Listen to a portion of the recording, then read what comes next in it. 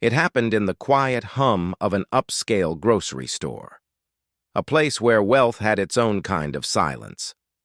A man in a designer suit stood at the counter, his cart full of imported wine and caviar. The cashier smiled politely, but when his platinum card slid through the reader, something shifted, declined, again, and again. Whispers began to ripple through the line, eyes darting, judging. But then, from the corner of the room, a small hand reached out. A poor little girl, her clothes worn, her eyes steady. What she did next would leave everyone speechless and change everything they thought they knew about worth. Her name was Lena, a quiet girl no older than 9, who spent most afternoons sitting outside the corner store where her mother worked. Their life was simple: patched-up clothes, second-hand shoes, and warm smiles that hid the hunger of long nights. She'd learned early how to read people, how to sense the invisible lines that separated those who were welcome from those who weren't a tea. Every day, she watched the polished cars glide through the neighborhood, their tinted windows reflecting lives she could never touch. Still, she dreamed, not of riches, but of being seen, of belonging somewhere she didn't have to apologize for her skin. That morning had felt like any other. Her mother's soft, "Be good, baby," still echoed in her ears as she wandered into the grocery store, clutching a single coin. She didn't know that inside those shiny aisles, where every glance could cut deeper than words, she was about to witness something that would expose how quickly dignity can vanish when money and color collide. The grocery store smelled of polished floors and expensive coffee, the kind of scent that whispered you dawned to belong here. Lena wandered the aisles slowly, her small fingers tracing the edges of neatly stacked boxes. She wasn't stealing, just looking, the way hungry eyes often do when the world offers more than they can ever reach. At the checkout, the billionaire stood like a monument of success, tall, perfectly pressed, a man who seemed to own the air around him. His suit shimmered under the fluorescent lights, his watch catching the attention of even the cashier. People recognized him. They always did.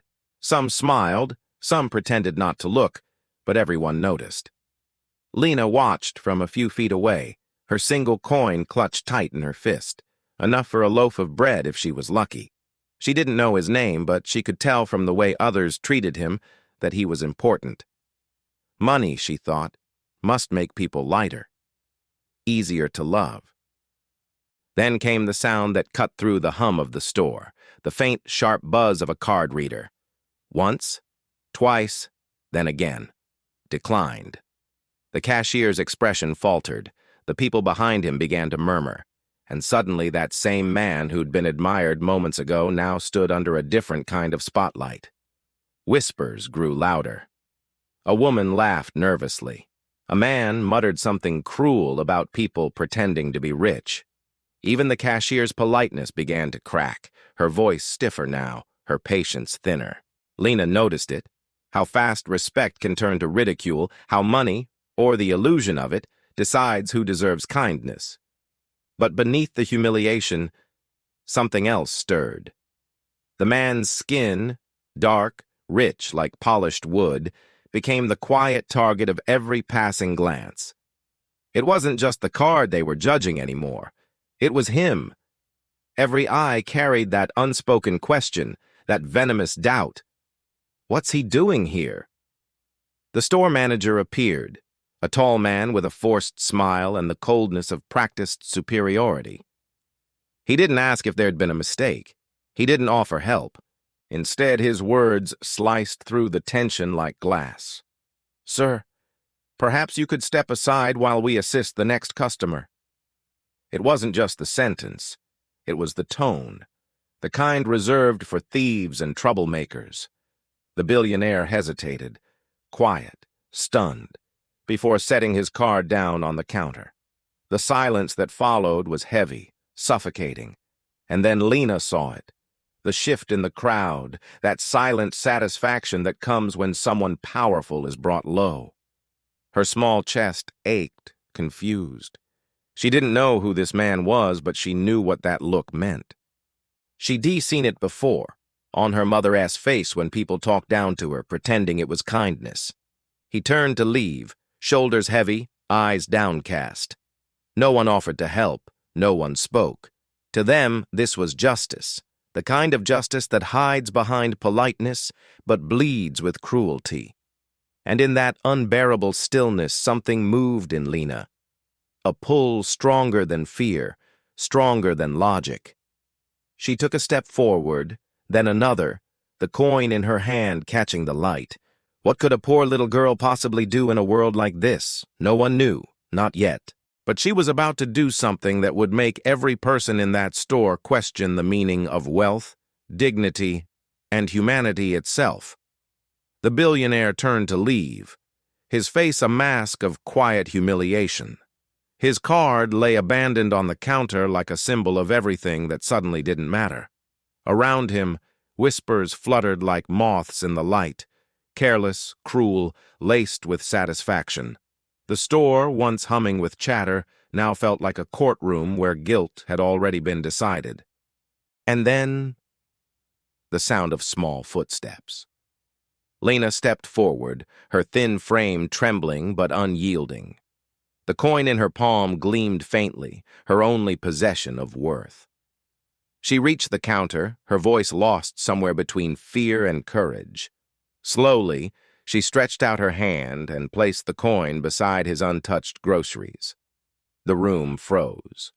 Confusion rippled through the crowd. A security guard shifted, ready to intervene, but didn't. The cashier blinked, uncertain whether to laugh or scold. It wasn't the act itself. It was what it meant. A child with nothing offering what little she had to a man who seemingly had everything. And yet, in that moment, had been made to feel like nothing.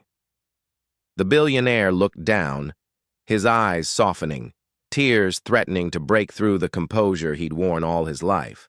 But around them, the air thickened with something darker, discomfort, guilt, shame. Every bystander suddenly saw themselves reflected in that gesture. Every unspoken bias, every quiet judgment, every time they'd looked away. It all hung heavy in the silence. The manager tried to speak, but his voice faltered. The cashier looked away, and for the first time, the billionaire wasn't the one being judged. They were. Lena's coin rolled slightly on the counter, spinning, humming softly, as if time itself paused to listen. When it finally stilled, no one moved. Because in that single, impossible act of kindness, a little girl had done what no amount of wealth could. She'd exposed the poverty of the human heart. And in the hollow quiet that followed, every person in that store had to decide who among them was truly rich. The billionaire never forgot that moment. Long after the store emptied and the whispers faded, he stood in the parking lot staring at the little coin in his hand. Its edges worn smooth by time, its weight impossibly heavy for something so small. That single act, offered without hesitation, had cracked open something in him that years of privilege had kept sealed. The quiet truth that dignity has nothing to do with wealth and everything to do with compassion. He tried to find Lena again, but she had already disappeared into the fading daylight, just a shadow of kindness in a world too busy to notice. Days turned into weeks, and news of the billionaire's declined card spread like wildfire. Some mocked him, others questioned the store's actions, but few talked about the little girl, the one whose gesture turned humiliation into humanity. Behind every headline, he saw her face, not ashamed, not afraid, but free. And it haunted him in the best possible way. He began to see the patterns he had once ignored, the way people were treated differently not because of what they did, but because of what they looked like. The tone of a cashier, the glance of a guard, the quiet separation that wealth could mask, but never erase. So he changed, not with speeches or publicity, but with presence. He began showing up where inequality hid in plain sight, schools, neighborhoods, boardrooms. And each time he spoke, he carried that coin in his pocket as a reminder that empathy costs nothing, but changes everything.